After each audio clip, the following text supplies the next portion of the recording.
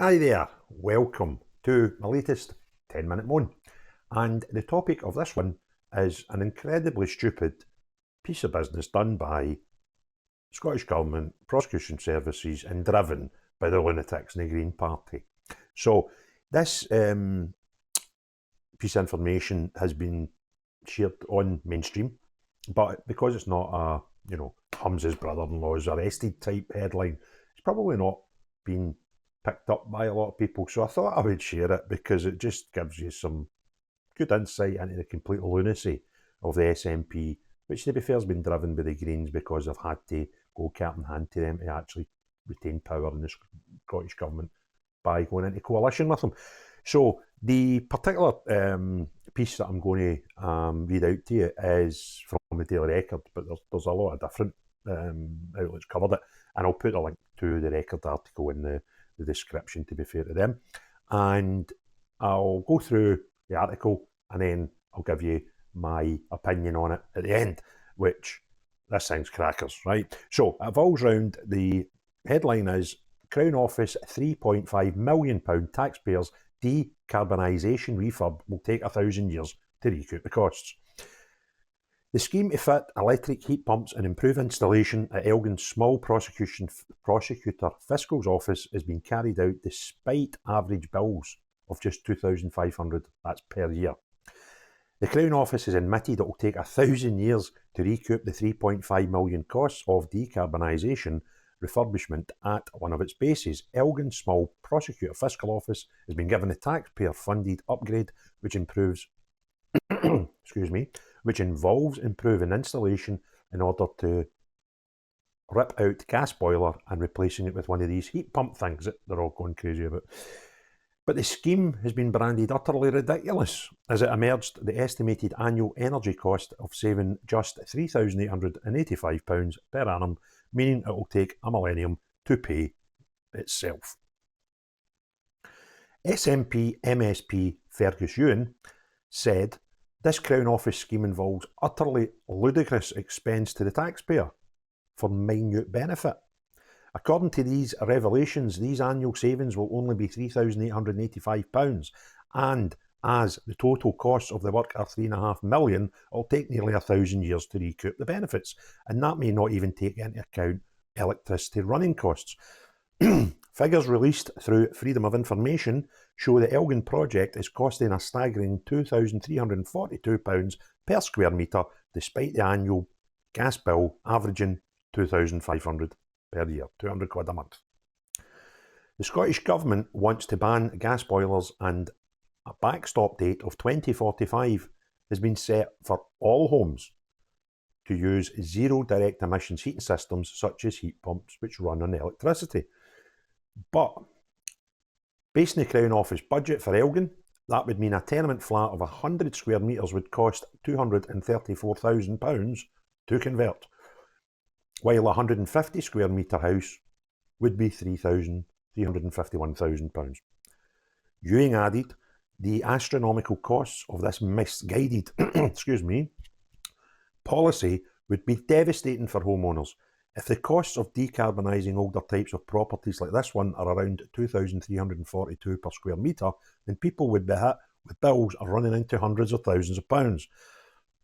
Plainly, such levels of costs are totally unaffordable and really quite absurd. It is simply pie in the sky to impose these madcap so-called green wheezies on householders in Scotland. The Finance Secretary and the Scottish Government needs to put the brakes on this profligate expenditure before millions are wasted in such dubious schemes. I will be pursuing this with the relevant ministers in the Scottish Government and, if necessary, the Auditor General. Wow. The records say that we revealed in December how the cost of the Elgin office decarbonisation had jumped by 1.3 million from the original 2.2 million in less than 1 year. Let's have a wee look about anything else. Any Zero Carbon Buildings Minister Patrick Harvey, that's the Green guy that nobody voted for. I think he got between 1,100 and 1,500 votes at the last election and ended up in the cabinet of the Scottish Parliament. Anyway, Patrick Harvey confirmed the change as the government produced a consultation for new heating bill. He said the delay made the proposals fairer and clearer, but opposition MPs have raised doubts about how the decarbonisation plan, which in 2021 was estimated to cost £33 billion, would be paid for. A Scottish Government spokesperson said reducing emissions from buildings is essential for Scotland's just transition to net zero by 2045. A spokesperson for the, that's the Procurator Fiscals office, added this investment will allow the COP FS to meet Scottish Government targets to reduce the carbon emissions by 2.5% each year and to help deliver Scotland's transition net zero. There you are. What a load of complete and utter bollocks, right? Now, this sort of nonsense purely came about because the SNP couldn't get enough seats to have a Scottish Parliament and run government themselves. They had to get into coalition with the Greens.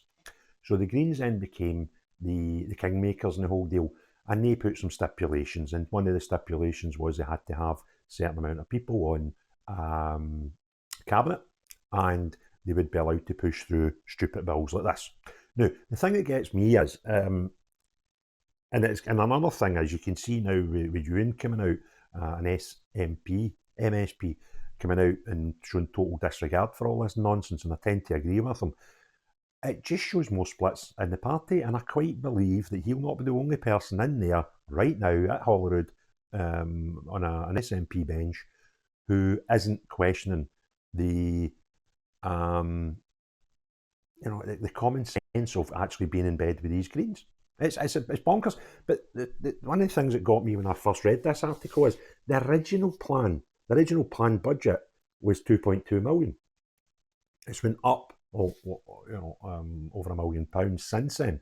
But if the original budget was 2.2 million and they reckon they're going to save £3,885 per year, then even when they agreed to this nonsense, it was going to take, 600 years to get a return on your investment? Is it any wonder that Scotland is so shambolic and bankrupt, financially and morally, when people are making decisions based on such figures? Who in their right mind would make a business-led decision on those figures? Who would put money into any project that originally would take 600 years to see a return on? Now, I'm not saying we should ignore green issues. I don't particularly buy into the whole conspiracy theory that the Earth's going to burn and we're all going to die. But I think, if we can reduce emissions, then it might not be a bad thing overall, but I don't think it's as scary as the media point out to us. We know what's going to happen to the Earth. The Earth's been about for billions of years. We've been about for that amount of time within the Earth's history, and it's managed to, go through extreme heat and extreme cold without us putting CO2 into the atmosphere. In fact, the Earth needs CO2 in the atmosphere. If there's no CO2 in the atmosphere, there's no atmosphere. So, the thing that actually protects us from the rest of space wouldn't exist without some sort of level of CO2. And if it dropped something like 10%, we would have no atmosphere. So, it does need CO2. And I'm not saying we should just keep pumping stuff into it. I'm not that scientifically knowledgeable to dictate these things. However, I think it's a lot of bollocks that we're going to fry, right? But in the same turn, if you can do stuff that saves money and saves a bit of emissions, then why wouldn't you do it? But this sort of nonsense, politicising of scaremongering tactics about the Earth going to explode at some point, just shows you how crazy the world has become. That, originally 600 years to pay off an investment into a building.